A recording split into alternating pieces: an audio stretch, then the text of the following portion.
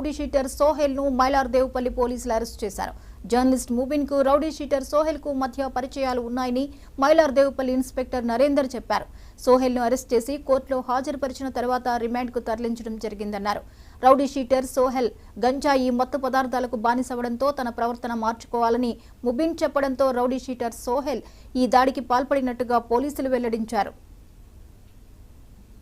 పరిశోధన చేస్తే ఈ మొహమ్మద్ బిన్ మిర్జా యూట్యూబ్ రిపోర్టర్కు ఆయనకు చాలా రోజుల నుంచి పరిచయం ఉంది. ఇద్దరికి ఆ పరిచయంలోనే భాగంగా ఇంతకుముందు గతంలో కేసులలో వెళ్ళావు, ఇప్పుడు బాగుంటున్నావా లేదా అని చెప్పి అడిగినా అని అతను చెప్తున్నాడు.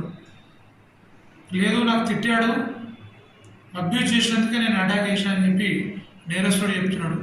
ఈ ఐ విట్నెసెస్ని ఎగ్జామ్ చేసినాం, కేసు ఇన్వెస్టిగేషన్లో ఉంది. మొత్తానికి సోహెల్ అనే అతను బాలాపూర్ లిమిట్స్ షాహీన్ నగర్లో ఉంటారు అక్యూజ్డ్. అతను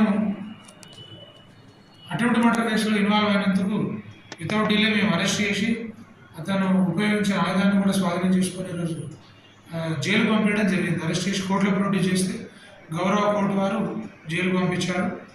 ఎవరైనా సరే ఇక్కడ శాస్త్రిపురం కానీ వట్టేపల్లి కానీ ఏ ఏరియాలైనా లక్ష్మీగూడలైనా రౌడీజం చేసినా ఈ బాడీ అఫెన్స్ చేసి ఎవరైనా బెదిరించినా ఎట్టి పరిస్థితుల్లో వాళ్ళని సహించేది లేదు.